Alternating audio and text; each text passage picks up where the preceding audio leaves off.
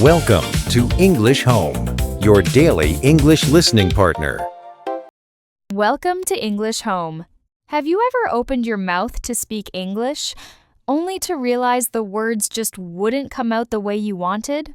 Or maybe you understand almost everything in movies, YouTube videos, and podcasts, but when someone asks you a simple everyday question like, "What did you do last weekend?" your mind suddenly goes blank? You end up saying something that sounds a bit strange or not quite natural. Don't worry at all. You're definitely not alone. Millions of English learners around the world face this exact same challenge every single day. Most people spend years memorizing long lists of individual vocabulary words, but that's simply not how native speakers think or speak in real life. Exactly, Tina. Native speakers don't build sentences word by word. They use natural word combinations called collocations words that just go together perfectly in English. When you start learning these ready-made chunks, your English begins to flow much more naturally and confidently instead of feeling like hard mental work every time. Today, Tom and I are going to help you master a big list of powerful daily life collocations through lots of funny real stories, super relatable situations, and natural conversations.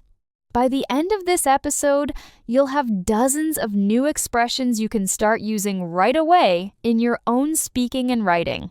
Stick around until the end. This episode is longer and packed with practical tips, multiple stories, and examples that will keep you motivated. Okay, Tina, let me start by asking you this. Have you ever met someone who has been studying English for many years, but still sounds a bit stiff or slow when they speak? Oh, yes. My neighbor Alex is the perfect example. He knows thousands of individual words. He can explain complicated grammar rules perfectly. But when his boss simply asked him, "How's everything going these days?" he struggled for a long time, pausing and searching for words before answering. It was painful to watch. That's the classic problem we see again and again. He learned plenty of words, but he didn't learn the natural combinations that make English sound fluent. Real everyday English is packed with collocations like go smoothly, keep in touch, run into someone, grab a bite, hit the road, and many more. These combinations appear everywhere in daily conversations. And here's something really beautiful about language. Children don't learn their first language by studying grammar books or memorizing rules first. They hear the same natural patterns repeated over and over again in context. That's exactly why learning collocations is so powerful. Your brain absolutely loves patterns and remembers them much more easily this way. Exactly. So let's dive deep into real-life situations with plenty of examples. Imagine it's Friday evening after a long, tiring week. You finally finish work, sit down on the sofa, and think, I really need to unwind. So you pick up your phone and call your best friend. Hey, let's catch up this weekend. See?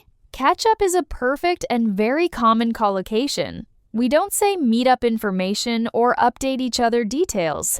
We simply say catch up. Native speakers use this expression all the time when they want to talk and share what's been happening in their lives. Another very common situation. You're driving to a new place. Your GPS says, in 500 meters, turn left. But suddenly you realize you're going the completely wrong direction.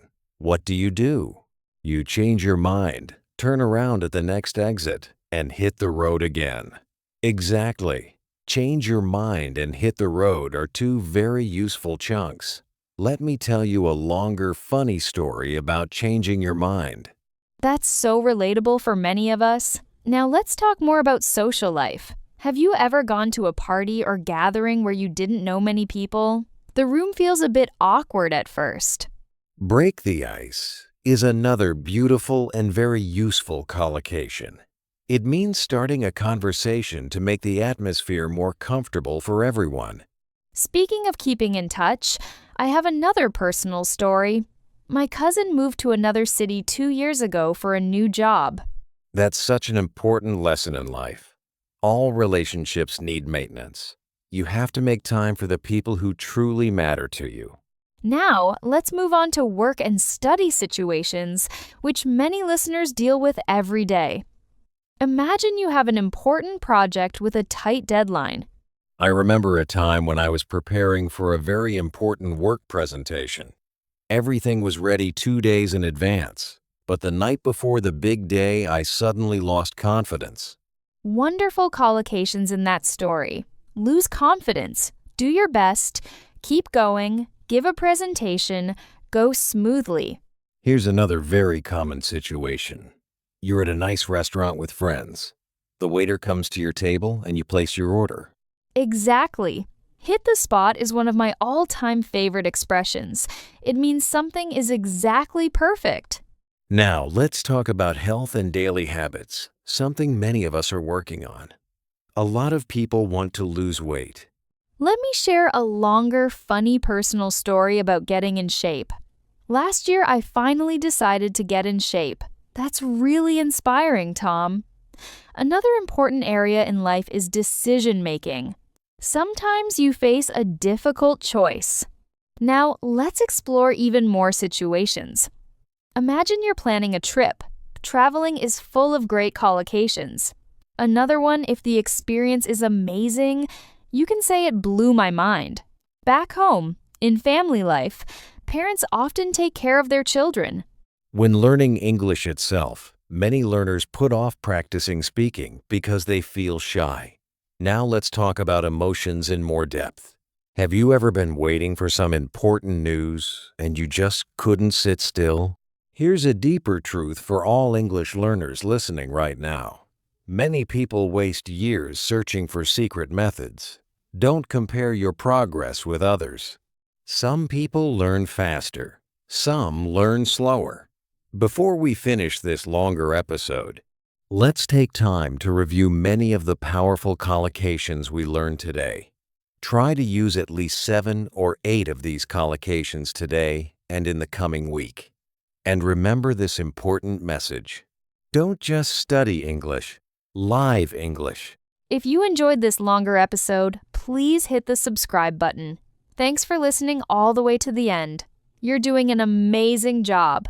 Keep practicing, keep smiling, and keep moving forward.